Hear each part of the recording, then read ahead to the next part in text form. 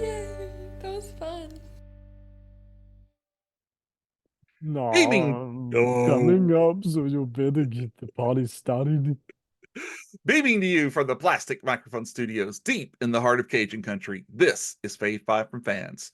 I'm your host, Jamie Ray, and I want to welcome you. Today, I'm thrilled to welcome Cam Sully from the Jacked Up podcast back to the Plastic Microphone Studios to chat about our 5 favorite films directed by the legendary Roger Corman. Oh Cam is a man. Cam is a familiar face slash voice on the show, bringing a wealth of knowledge about pop culture, particularly in the realm of cult B movies, TV shows, and sci-fi, comedy, horror, and crime genre films. I was lucky enough to be a guest on 2 episodes so far of the show, where we delved into topics like Mystery Science Theater 3000 robots, Gypsy's the best, and Jaws. Yep. And we You got may more coming. also, oh yeah, you may also recognize Cam from our previous discussions on episode 93, where we gushed about our favorite Arnold Schwarzenegger roles. Oh yeah, yeah man. It was fabulous. Fabulous. The Hans and Franz approved. W- Ah. Welcome back to the show.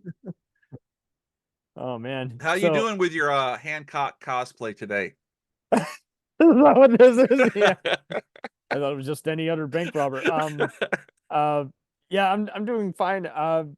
And it's just I always love what you do because like you'll do just kind of some deep dives. There's everything from Kolchak to classic Superman era, and Thank you. I never know where it's gonna go, and it's always funny how you got whatever the guest is, you guys always out predict each other, and as you've said it before, you're kind of a B movie novice. You kind of like just seeing movies like, well, it's not good, but it's kind of entertaining, or it's just trashy fun. Yeah. I wonder what. I remember we've joked about numerous times. Like, hey, what if they did this with, you know, this actor or this character? Yeah. My You bar's know, pretty low. It's already been established. yeah, Well, you eat, sleep, and drink the Jacked Up podcast, man. I mean, you've got episodes that uh, come out like every day. There's some yeah. amazing. I can't keep up.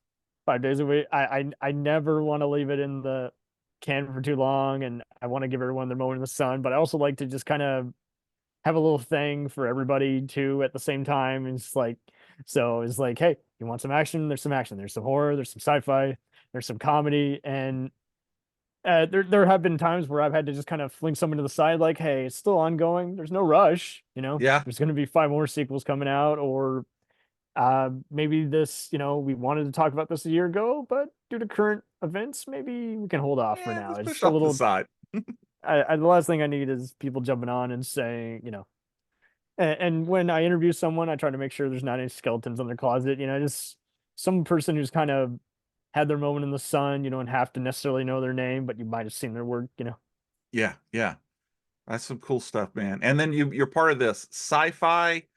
What the sci-fi group that I'm still trying to hook up with. Oh, the Sci-Fi Remnant. Yeah.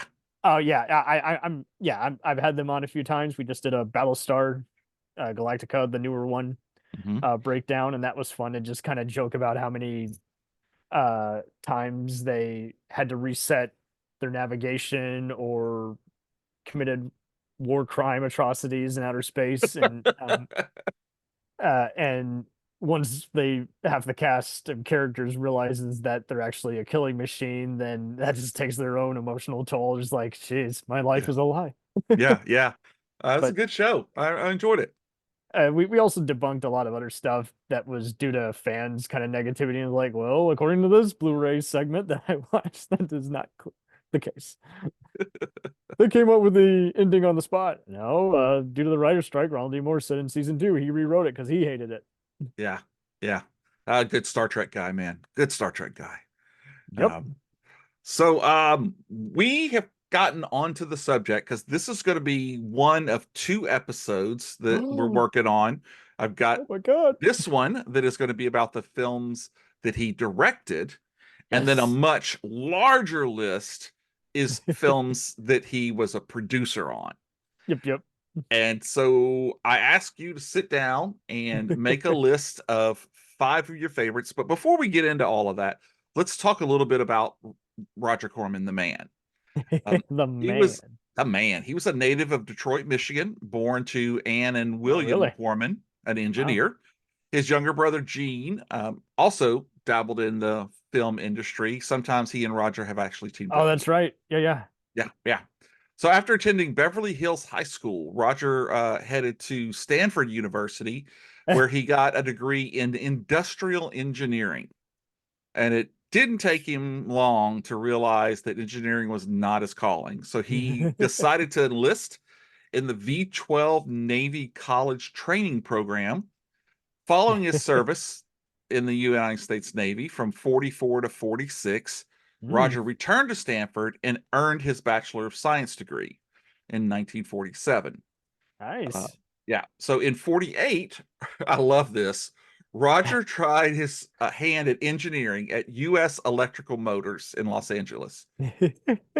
He was hired on a Monday and quit on a Thursday, telling his boss, "These 4 days have made me realize I've made a terrible mistake." And then went on. His brother was already working in the industry as an agent. So Roger went to him, and the rest, as they say, is history. Sweet. Yeah. So this is an incredible guy who has made so many films. He's Joe made, Bob, Elvira, and Mystery um, Science Theater fans have definitely seen some of his stuff, oh like The yeah. Lost Woman and The Undead, Not of This Earth. Yeah, Crab Mhm. Monsters, It Conquered the World. He's just one of those. Aside from the amount of names he has, you know, uh, given a career boost, I think it's Oh just yeah. the whole shoot fast mentality. It's like, Mhm. hey, this movie funds your other movie, and it becomes part of your brand in a way. And I like how he just went for camp half the time. He embraced the fact that his films were imperfect, Right. but he never really went like Ed Wood, where he's like, "Oh, it's a masterpiece." You know, Yeah. I'm proud of it, but it's not. Yeah, it's not Yeah, and avant-garde. like you said, he's got so many: Jack Nicholson, Peter Fonda, Bruce Dern, Charles Bronson, Yep. Dennis Hopper, Tommy Lee Oh man, Jones, Talia Shire, Sandra Bullock, Robert De Niro, David Carradine, and that's then a great write-up. my favorite is Sylvester Stallone. And Yes. what most people don't realize is there would not have been a Rocky franchise if it weren't for Roger Corman, because he took the money from Death Race 2000 and used it to help fund making Rocky. So, Sylvester Stallone fan, then you're going to want to appreciate Mr. Corman. Absolutely. And that is true. So many of them is like, hey, that Ron Howard, literally had his whole family Mhm. making movies with these guys. Eat my dust. Yeah, and before American Graffiti. Yeah. And it's like you just said, though, he had this style of, well, first of all, he didn't try to get, or doesn't try to get, any approval to do filming. He gets down and films as quick as he can and then runs off into the night. Yes. And then And when he's got good stuff in the can, hey, why not? Let's use it again or use it again. yeah, and I never found him to be dishonest like some of these other B movie Oh no.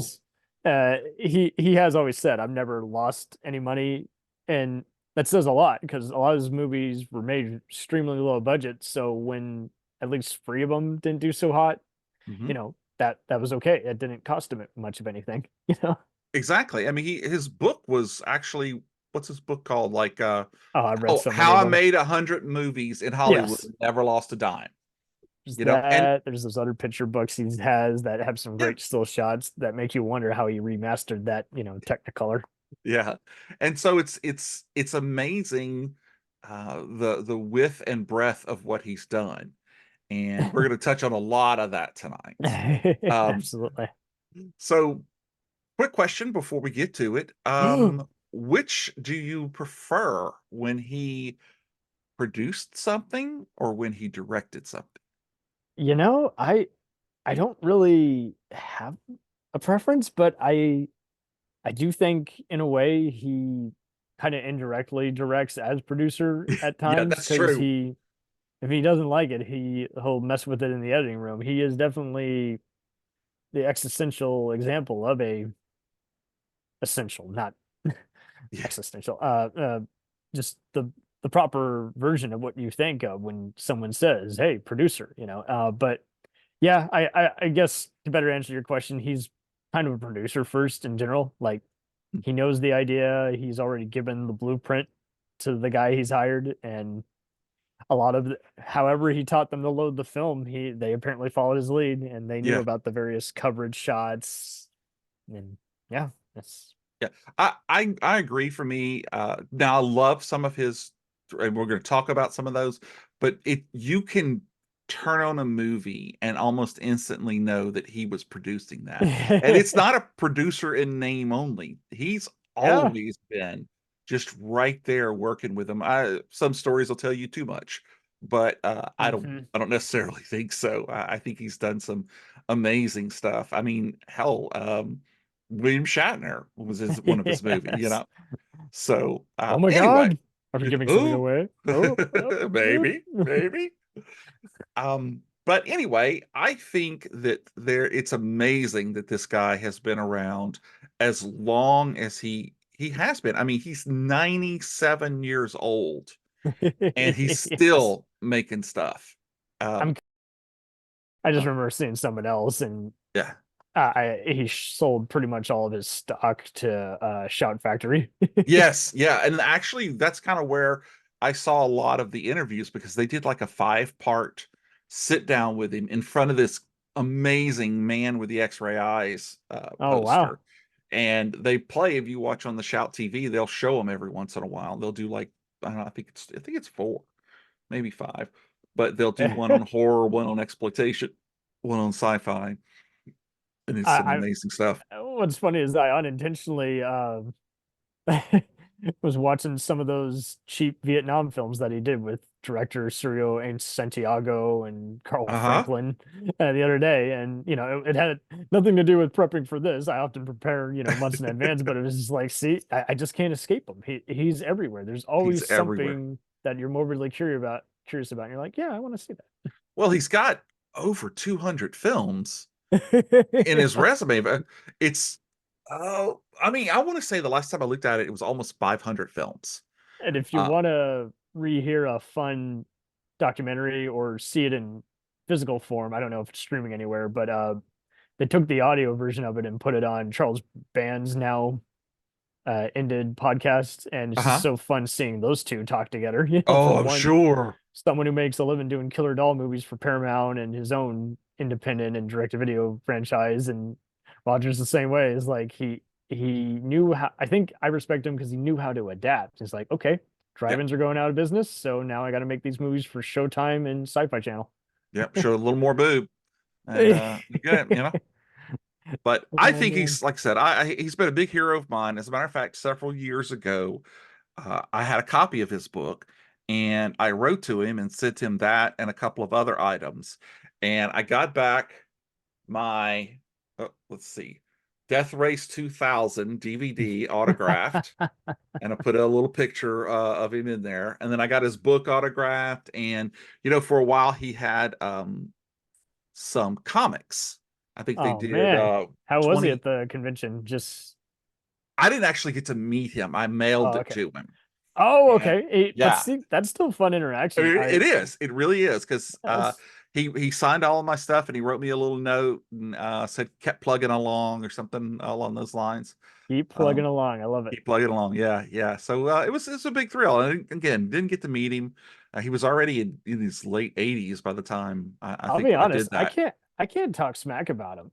Oh Like God, no. You know, I mean, there are people who I might highbrow say will they look might down. exaggerate some things, but I can't think of anything where I'm like, yeah, no, he has zero imagination. He's a hack. Oh yeah, he's definitely got imagination. He's got plenty of imagination, but Yes, it's he I does. mean, yeah, I mean, when there's a movie I don't like that I rate, you know, I don't even rank it like bottom of the barrel really, you know. It's like, okay, it was okay. I'll probably watch it again anyway, you know. Yeah, except for Bridges of Madison County, Oh, and then that always goes to the bottom. That's my version of now hell. you make me want him to do a Clint Eastwood movie since he's getting up there too. Well, Hey, I want to beat up some crab monsters. You got something for me, Roger? I know there's something in that dog. yeah. Come over I got this gun. I'm gonna use. No. here. Well, Oh all right. man. Well, when we sat down to Sorry. do this, I asked you to make a list of your 5 favorite I Roger love it. Corman directed And we films. never know who's gonna rank, be Nope. ranked as like number 1 versus number 5, Yeah, and I do think there's going to be some crossover, but I'm going to Ooh, be really? interested in where we cross over. So I'm going to make a prediction that we have 2 crossovers. Okay, and so if we do, we Yes. do. If we don't, we don't. That's totally fine. Not initially, but I think we did. I went over it while prepping. I was like, why did I put that there? I'll put that as the honorable mention. But for me, I knew right away what and usually I do. I usually know what my favorite is going to be. But some of the other ones switched around, and then we briefly talked about a movie that I watched right before getting into this that has now made it onto to my list. I won't tell you where until we get Sweet. there. But I also gave you the opportunity for some honorable mentions. Did you take those? Yes. Yes. All right. Okay. Well, I'll tell you what. If do you have anything you want to throw out about him before we get started? I think we've done the best. I think we have given tons of praise. I don't. He deserves it all. I mean, just study it as what you can do. Just kill that argument saying you need 500, million just to get the best shot. It's just Yeah. And sometimes the best shot is the one shot that you got and move on. there you You know? go. You know? It's not. It was great on paper, but it's taking up too much time and it's not telling the story. Yeah. And for the period that he's been in it, there are so many things. We didn't even talk about his sci-fi movies. I mean, he and the Yeah, Sci-Fi Channel did, Dino Sharktopus I and I, I reviewed you the know Dino Croc versus Super Gator franchise. It was so much fun revisiting. it just Oh some man, fun stuff. And of course, New World Pictures. I mean, I want to say, if you was it love New? that, you'll love the New World Pictures podcast. Like Oh, they I do do. tributes to that. Oh, you listen to that? Oh, Okay, I awesome. love them. I love them Especially as the almost New World is like, yeah, why wasn't this yeah, it definitely published could have been. by that or New Horizons? Can you see him working under another producer? I think No. much like the mechanic shop or the factory shop you mentioned is like he probably would have walked out and said, "Kiss my hiney," Yeah. because that's the other thing too. Like he left these guys alone, but every once in a while, if they're falling behind, he'd be like, "What's going on here?" Yeah, and I from the stories that I've seen, I think you're the same thing. He didn't come in there and was like, "Rah, rah, rah, rah." He would come in there and say, "Well, I think we need to do this or we need to do that," in such a way that it meant, yeah, I know what I'm doing, and maybe you should try Absolutely. it this way. Yeah, yeah. And then he wasn't too worried about it because he'll fix it in post And anyway. he wanted to do so many progressive films, but they just weren't selling, or he was afraid because of the political backlash post Vietnam at the time in the Yeah, 60s. yeah. So half the time it does make you wonder what he could have done, had he had more money and time and maybe he could have made it some of those progressive, Yeah, yeah, yeah. tales that weren't being told. Because he pushed the envelope in a lot of stuff, Yes. a lot. Well, all Anything he's right then. disowned, he's a good sport about too. Yeah. All right. Well, why don't you start us off with your first, second, third? I don't know how many honorable mentions you have. 16 is the current record.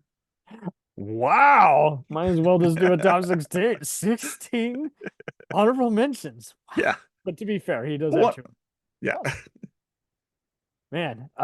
So I'm just gonna throw out the St. Valentine's Day Massacre and The Trip.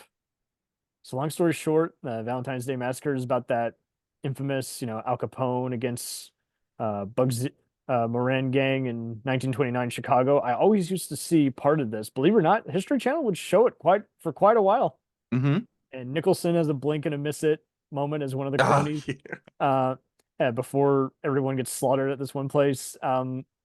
It's rather PG level despite some occasional blood. And The Trip is a Jack Nicholson written movie starring Peter Fonda, Bruce Dern, and Hopper. Just he really wanted to make a very impactful tale about the LSD generation in the late 60s. And it's Right. just so cool how there's some very haunting visuals in this. And you'll occasionally still see it on MGM and Turner Classic Movies. It's pretty intense.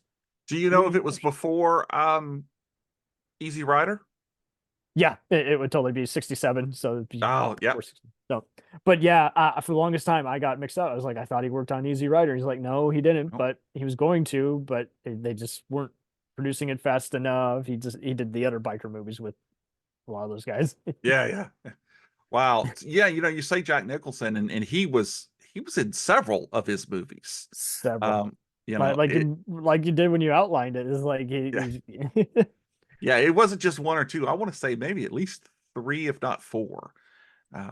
So wow. Okay. So the St. Valentine's Day Massacre, was that one in black and white? Not to my knowledge. I saw it in No. color, but Okay. let's see.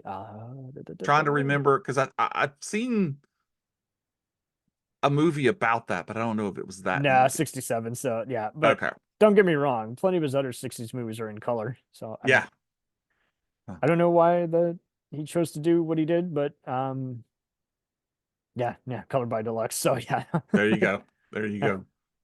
Okay. Well, that's some good ones. Now, I don't have either of those on my list, so that's great. Right. So I'm going to throw my two 200 honorable mentions movies, out. people. Right? 200 movies. Mine are going to be The Wasp Woman from 1959 and Galaxy of Terror that I just watched again for the first. He was a bad sport about The Wasp Woman. Like every time, I think Riff Tracks and Cinema Titanic both times were doing like a live screening of each, and he tried to stop it, and he's like, "Well, it's a public domain movie, Roger. Come on." Yeah, I didn't know that. So and it is because they riff on them. I mean, pretty bad. He does hate it when people riff on his movies, but at the same time, he doesn't say no when they offer him a paycheck to screen it. So it is what it is. Yeah, it's some good ones. Of course, The Wasp Woman is about a fading head of a cosmetics company that wants to use some. Yes. I mean, she comes up to a guy who is developing a serum. It's based on Wasp, but it's kind of interesting if you think about it. It is. And then he dies, and she figures out, well, I can't get it from him. Now I need to go and work on it myself. And it has. Was it based on a book? Ooh, I don't know. It was based on a book. That's for sure. His Jurassic Park ripoff that came out before Jurassic Park was apparently also based on a book. Oh, really? And what's funny is there's a similar element that's with how the dining room is illustrated, but the author of that book was okay with that being referenced in Jurassic Park. He didn't want to make it look like him and Carradine were in a beef over anything. Oh, yeah. They just had similar ideas. But Corman is interesting in that when he does kind of compared to today's world where it gets really ugly when there's twin movies, he seems to just be able to just be like, hey, I'll do a movie like this and it'll be kind of funny. And mine will come out before yours because I can get it done a lot quicker. I can't get Laura Dern, but I'll cast your mom, Diane Ladd. How about that? There you go. And then, of course, Galaxy of Terror is. Galaxy of Terror. James Cameron. God. Yeah. Yep. With Boothby from Star Trek. A maggot. Ray Walston. Oh, my gosh. Assaulting a woman. Oh, man. It's. Sorry, kids. It's a little intense. It's not as graphic as you think it'll be, but just describing it, you can kind of understand why when actors are brought up about it, that they have to laugh because it's just it's half crazy. The time that it's what ironically some of these actors are remembered for just being the starlets or the handsome leads in some of these movies. And since they were just character actors who did just like occasional guest spots, there's like, hey, if you remember me from that drive-in movie, okay, I'll sign your fan mail. And if I'm not mistaken, that one is streaming on Shudder right now. Oh, wow. I believe it was Shudder. I think. Yeah, it really is. Did Hans Zimmer or James Horner do the score?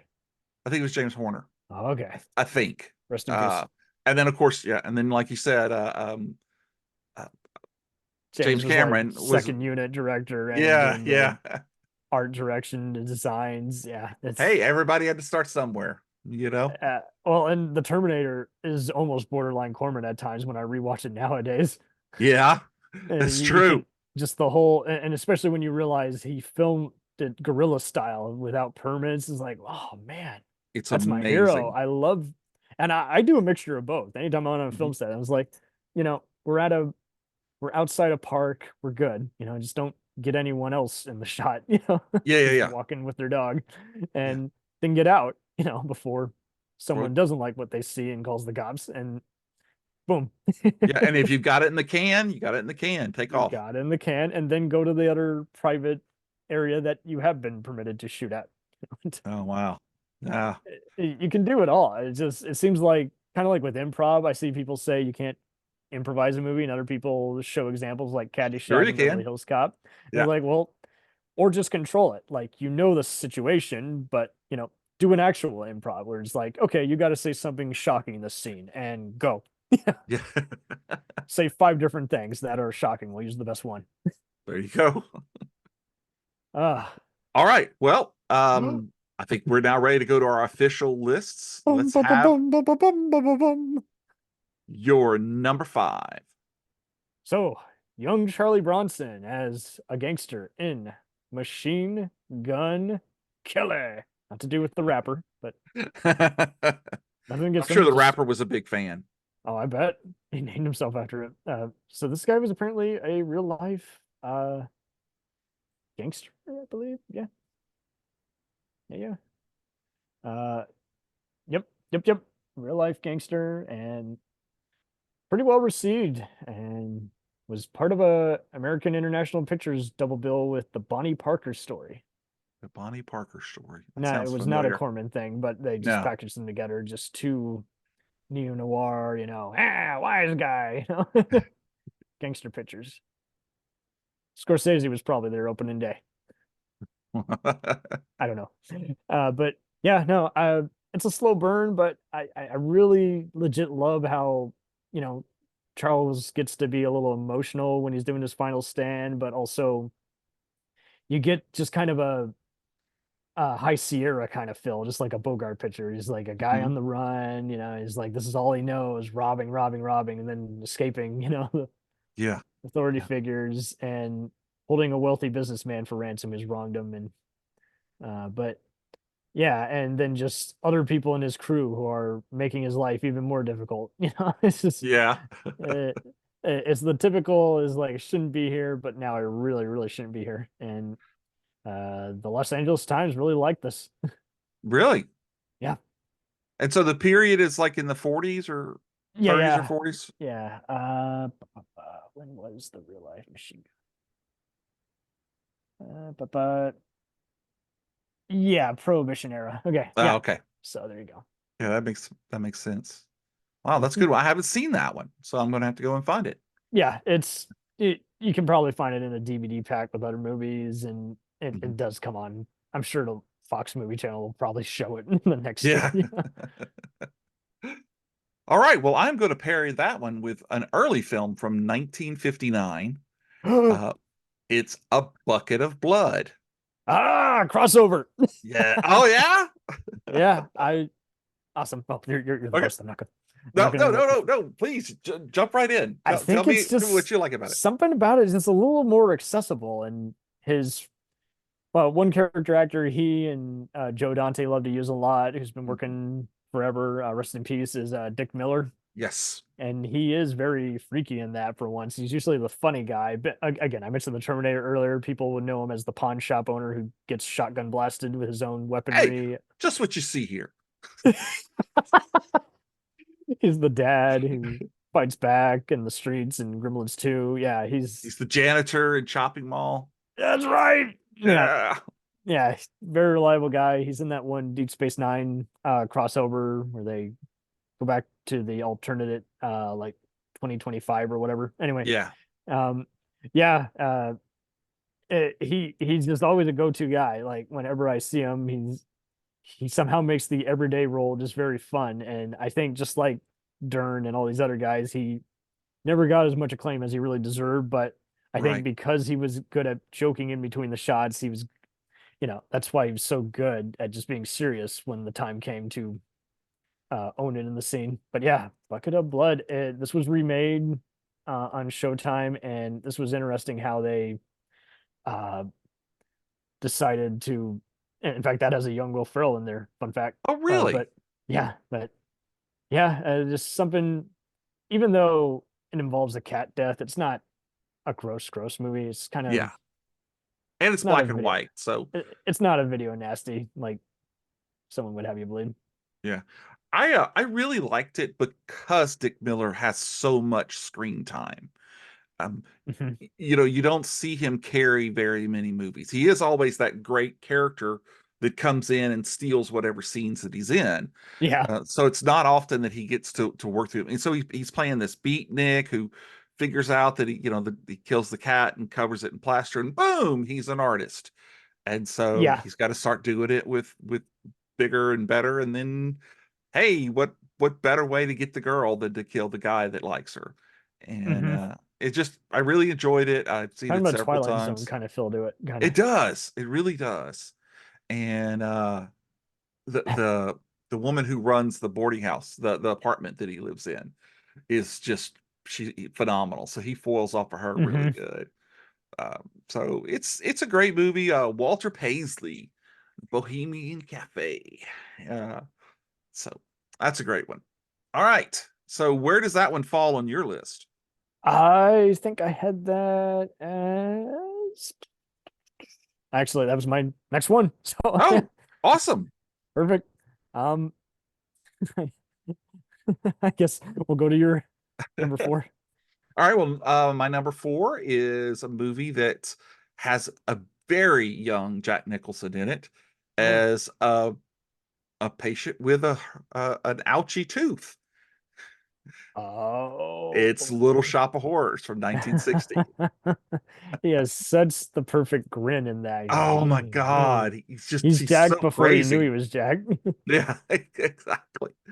I enjoy this one. I have to honestly say I really, really like the musical um Hmm. with Rick Moranis, but Right? this movie is Apples and just oranges, kind of. it's oh man, it really is, but the heart for both of them is still there. And this movie is fun. Again, another black and white from this is like 1960, but it's the same story. Seymour finds the Audrey 2 plant, or Audrey Jr., I think is what they call it in this movie. And things happen, and little by little he gives Audrey 2 more and more and more until he has to make the decision, what am I going to do with this? And it's gosh,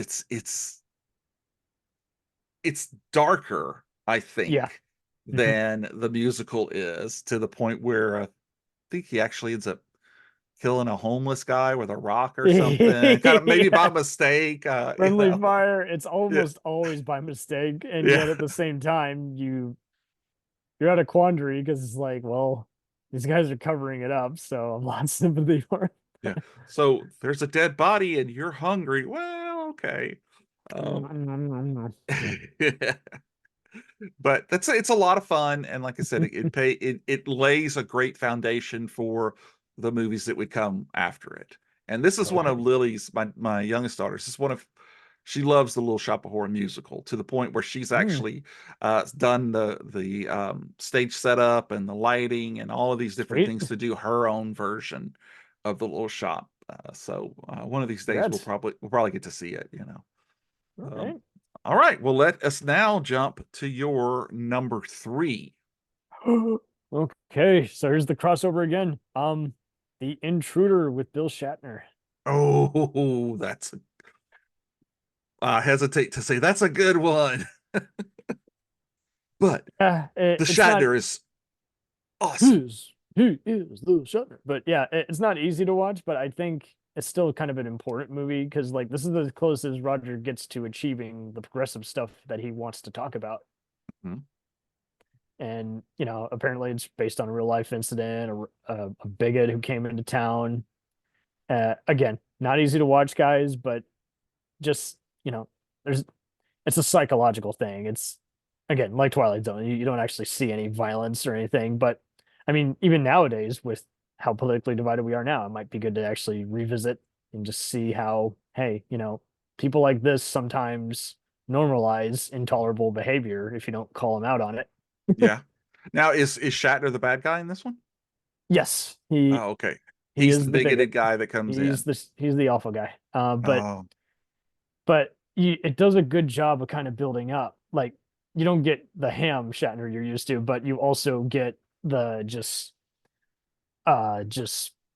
seeing how someone can start normalizing how they feel like they are entitled, like they are distressed, right. Yeah, buying. 1962. Yeah. Wow. So Okay. It's one of his earliest appearances, it based on a was novel by Charles Beaumont. yes. Yeah. It Yeah. took a while to film and lost money. Yeah. So That was definitely, and that's kind of why he stopped doing a lot of those progressive movies. They just weren't yeah, that people didn't want to see him. He wanted to show them, but people right. didn't want to watch them. They wanted to see boobs and people getting beat up and blowed up and Yeah. stuff like Sorry, that. boys and girls. Yeah. Yeah. Yeah, that's a great one. I'll have to go back and watch that one because I'm not that familiar with that one. Um, but I think you'll be familiar with my number three, though. Filmed just a couple of years earlier. There's seven to pick from, six or seven to pick from. And of all the Poe films, I chose The House of Usher. Sweet.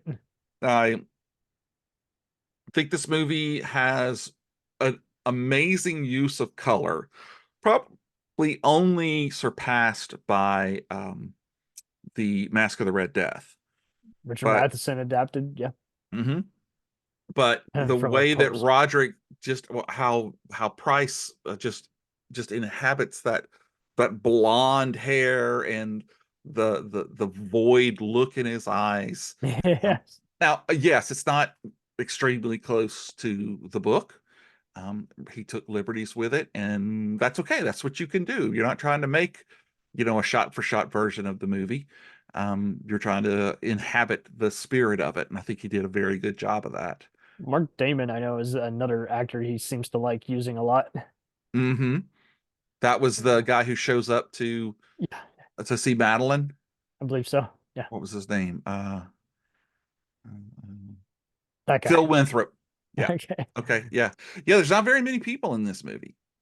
Um, But the gothic imagery in that. oh, it's all of those films are just really great. The fact that he gives Vincent Price the space to fill those roles, He can it's just trust him to do his part. yes, yes.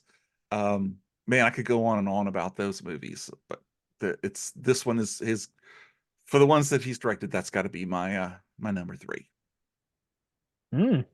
Sweet. All right. So we're at the point now where I get to say, what is your penultimate choice? Number two. Number two. Don't you love being number two? I'm just kidding. The Secret Invasion. Secret Invasion. Yes, yes, yes. So it's a man on a mission movie. And did it come out before then? Yeah, apparently it beat Dirty Dozen by 3 years, but yeah, nothing to do with the Marvel movie, guys. Sorry. Oh gosh, I thought that But was it. yeah. Uh yeah, hardened criminals, accept a mission to free a captive Italian general from the Nazis. I love Hmm. the camera work in this, just the tracking, the zooms. Henry Silva gets to play the assassin. Oh, cool. Yeah. Yeah, but just watching it, like Stuart Granger, Ralph Malone, and all the other semi-known guys who unfortunately don't have an IMDb photo but have done a lot. It's his answer to stuff like again, Guns and Navarone. Again, like, probably came out right before Guns of Navarone did. Actually, well, oh, you might be right. Oh no, 'Cause- Navarone was 61, but hey, oh, either way, fair enough. yeah, It's not like he's taking every single element. It's just yeah. but yeah, no, it's very easy viewing, comes on MGM quite a lot. So you like the war movies then, huh? I mean, I don't know if I've seen Ski Troop, but I've definitely seen other similar ones that he's co-produced that are known for the exploding dummies on skis. yeah. And I see He people came up giving with some stuff, man. I see people giving those smack. I'm like, see, this is fun. Yeah.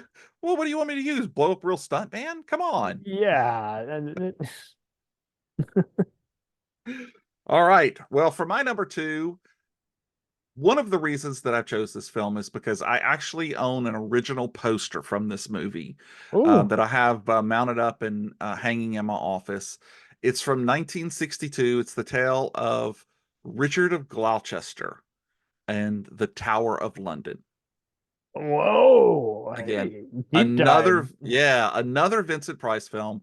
This, along with The Conqueror Worm, are two of my, I don't want to say favorite, but most amazing performances that he's able to do, because he is He loves actors. bat guano crazy in this movie. And Corman just gave him reign to be as nuts as he could. Pulls it off. Are you familiar with this one? Uh, I saw it on his list, but no, I Okay. actually have not seen this. So this is a great discovery. So now I know that you, because it was one of many movies he had directed, but Oh I yeah. had, yeah. Why do you think this one's obscured though? Well, Is it I guess because first of all, it's a black and white. And second of all, I don't. I only watch stuff that is in color. Some people do. They really do. I know. I think it's a great one because it's based around what was supposed to be the true legend after King Edward IV died, that his young Mm, sons were supposed to want, the oldest would take over. But when he sword and died young, sandal yeah. intrigue. So Vincent Price's character plays, Richard of Gloucester, who is basically like an uncle to them. Does he play it more reserved, or does he kind of do Oh his usual no. kind of creepy? Okay, No, perfect. he's out I there. want the power. What he wants to end up killing the kids. Okay. Yeah.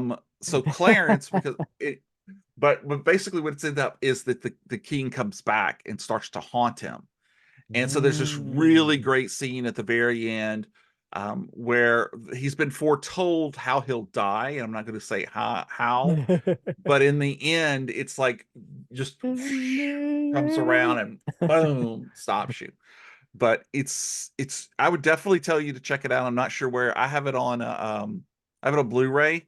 Oh, I have a nice, does he I think do like it's a double feature with other movies he's done, or not this one. I want to say it was I have to go and look. It might be an Arrow release. sweet? There Okay, for a while I was buying a bunch of them from England then it's because I really have a underrated.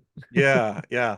But I definitely say check it out, especially if you like a good revenge film, Sweet. because this one is he gets it in the end. I don't want to spoil it, but he gets it in the end. So I would definitely say check it out. It's Tower of London from 1962. Tower of London. Is this a rock song cover? I think it No. is, yeah, or a rock group. Tower of Power and Tower of London together live at such such trip. Ecstasy did it. Okay, perfect. All right, Awesome. well, we are now at your number one. So far, we only Oh have man. the one crossover. So I'm So really hoping that your number one is the same as my number yeah, one. But we'll I was mistaken. I just know you brought up Shatner, so I figured we were yeah. okay. So yeah, well, this is the one that apparently you'll find this funny. It shares its name with a popular Universal movie franchise. I'm cheating a little bit here, guys. Even though he was the producer, he was also the second unit guy. So all that car racing stuff, that's him. So this was such a popular common name that Universal had to basically buy the name from him. Oh, really? It is 1955's The Fast and Furious. Yeah. So basically, a crook who's on the run takes a female hostage. They unintentionally fall in love. Don't you hate when that happens? Yeah, the way this is done, I like how the guy's not a creep. I like how the waitress is realizing she was always unhappy with her life. It's way deeper than people like to give it credit for. Most people are going to just say, hey, kind of cheesy slog, but I constantly saw this in the TV guide. It was another Turner Classic Movies thing they would often show, and I was like, I like the atypical creative process of this noir kind of film. It's like got plenty of adventure. There is some car racing that's cool. It Mm-hmm. kind of reminds me of another cult film, Detour from 1944, 45. That Mm-mm. you know, the minute you look that movie up, you're like, oh yeah, people have Oh, okay. imitated this movie in some way. Even it, and that's another one. It was not crazy at the time, but genre fans and classic, you know, crime and film buffs will often bring it up. It's interesting how some of these 40s picture and 50s pictures play compared to the movies from the other generations that take a while to come around. Yeah. But yeah, totally recommend. I think everyone's gonna like just the vibrant energy in this film. And so what is it that sets it above all the other ones on your list? I just find that it's just it shouldn't work at all, really. Like Yeah. anyone else would probably just say, hey, hostage taking on the run. But I just like how instead of just spending time just having the actors be sexy or anything or just be intense, Mhm. uh, I like how it goes more for just kind of like some of the other stuff we brought up is like, and then this happens, and this happens. Oh, now it's getting even more sticky. Well, I'm looking up the actor here, John Ireland, who was the number one guy, and he played in a ton of stuff on TV in the 80s. Uh, and again, one of my favorite shows, Quincy, he was Heart to Heart. Woo! Yeah, Magnum. Fun Uh, yeah. history. Oh, he was in the Incubus. That Hmm. was a wild movie too. Yeah. Speaking a dead language, much like Latin. No, well, I'm gonna have to go check this one out then. I I think mean, you'll like just it. just the name, So, all right. Well, this one, I guess, well, we're not matching, so that's okay. But my number one is you're gonna see a theme here. Okay. It is another Vincent Price movie. It is another Poe movie. It is The Mask of the Red Death from 1960. Yeah. And he And redid this a few times. He yes, loved doing Edgar I Allan l- Poe. yes, I love this film. So not only does it take the Mask of the Red Death story, but it also takes the eight-legged orangutan and slams them, but hop frog, and mashes them together. The little person in this that Oh ends wow. up, yeah, it's from another story. He just melds them all together. But what he does with color in this movie is incredible. As muted, but no, I shouldn't say muted but vibrant, but as the weird colors that were in the House of Usher, this Hmm. one slaps you in the face. Oh. It's such a good film. And you've seen this one? Ah, Mask of the Red Death. So Yes, not that 1989, 64. the 64 version. Yeah. Let me see. What's my rating on IMDb? I have not seen it. Ah, Oh, okay. okay. So you need to see this, and you need to pay attention Drat. because different deaths come at one point, and they're all in different colored things. And you'll notice that one of them, when he talks, he's got a very, very, very familiar voice, and it's because it's Christopher Lee doing the voice. Yes. Yes, but So much crossover before they became part of Hammer. exactly. Yeah. So this one's all about the fact it's How's Prince Nigel Green? Prospero. Oh yeah, How is he in this?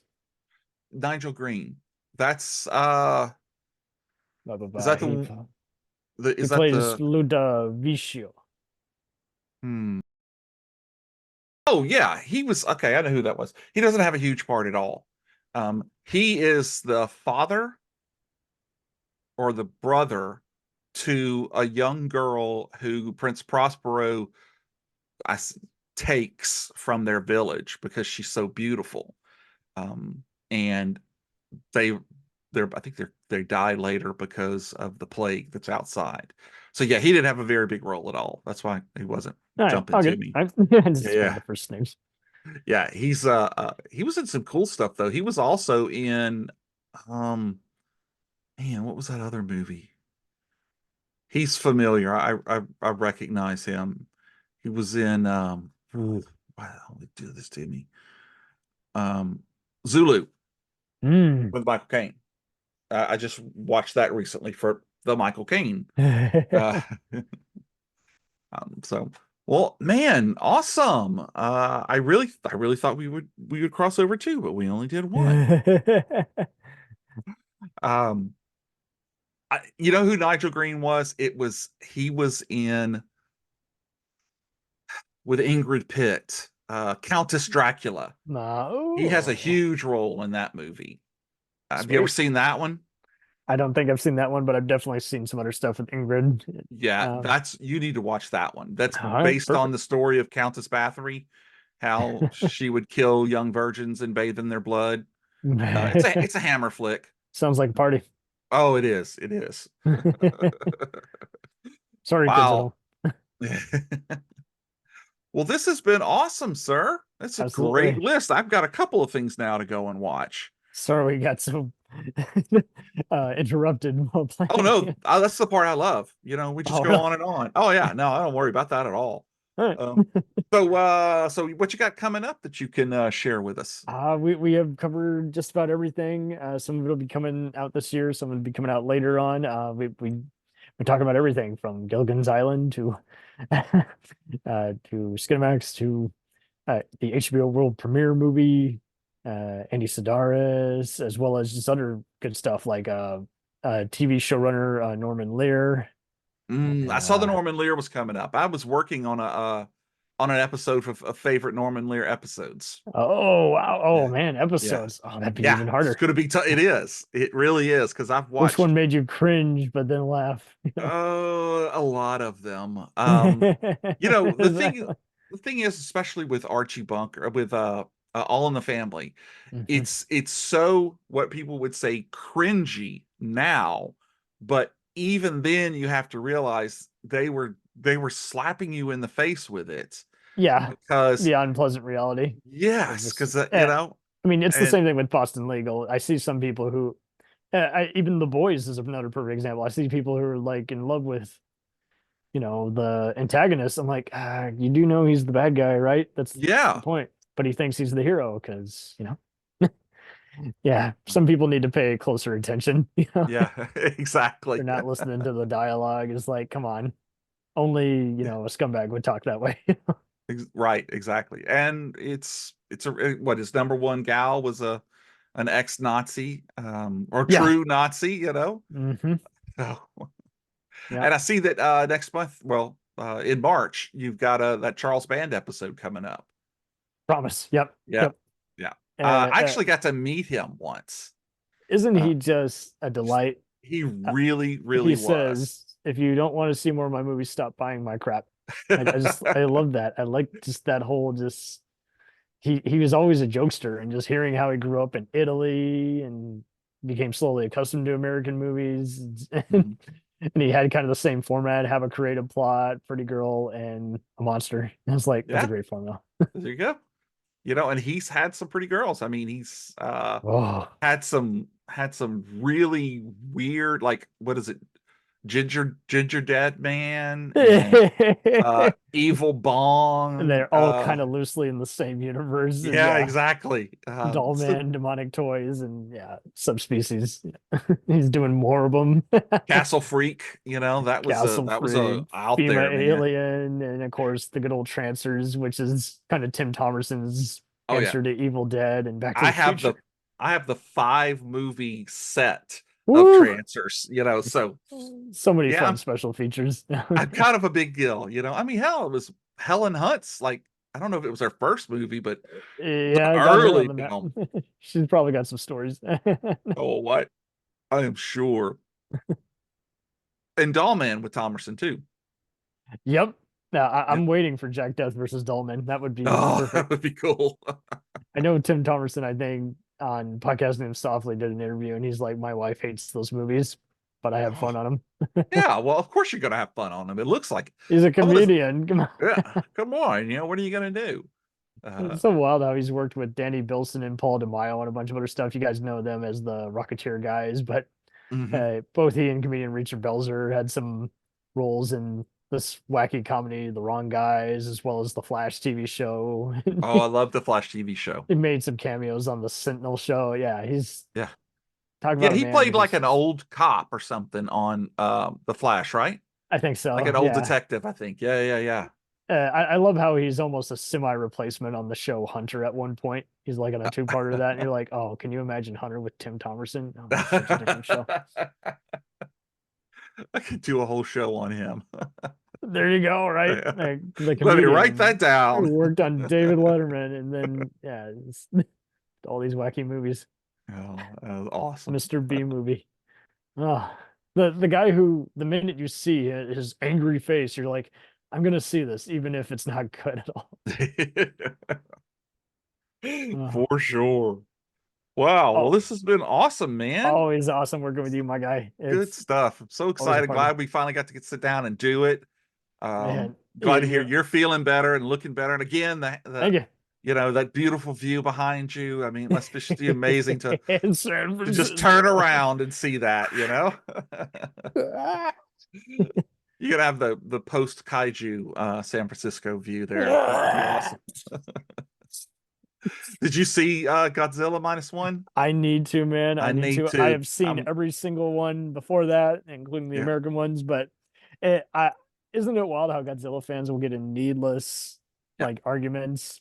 Oh, it's If you great. compare the American ones that are trying to ape more of the Jurassic Park formula, the Kaiju fans don't follow. And Right. if you complain about some of the different ones, some of them know the different eras, and I'm like, oh, you nerd. This doesn't have to be like Star Wars. This is fun. And then I see other people complaining when it's suspenseful or a social commentary for nuclear war. I'm like, it's not always always, been yeah, but that's where he was created. So there's yeah, got to be, it's not always a dinosaur movie, guys. no. It's No. Did you see Shin Godzilla? yeah, I really dug the real time format in that. I saw some people complaining about that. I was like, see, Yeah. I thought that was a fun throwback. I thought it was an interesting way to do it, especially the metamorphosis when he like comes out like a tadpole and then And how they evolves and then realize evolves and then early evolves on again. this whole system isn't working and they Hmm. gotta abandon. I like the more realistic approach, kind of like in 85. The characters are more, if not relatable, just plausible, as opposed to I hate this person, but I like the fights, Yeah. Well, we just did a kaiju episode a couple of Sweet. weeks back, and I will look for that then now. oh yeah, that was a lot of fun with Jay Hall, who's a six-timer now. But I didn't know there was a whole contingency of people that had a problem with other films being called kaiju, like of the Really? Pacific Rim people and all of that stuff. Ah, jeez.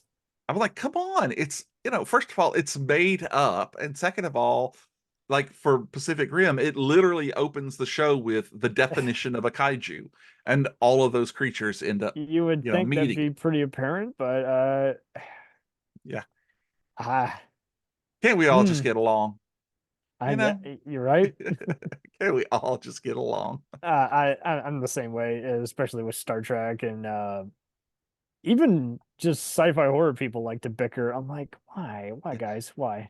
It seems the Star Wars people are They the open the most, door, and then yeah, even with Fast and Furious, like I'll see people who are fine with how crazy, over the top, nonsensical that is, but they'll as well as John Wick, but then they'll complain about something else. I'm like, well, let's have some consistency here. Are you yeah. or are you not Which okay with is it?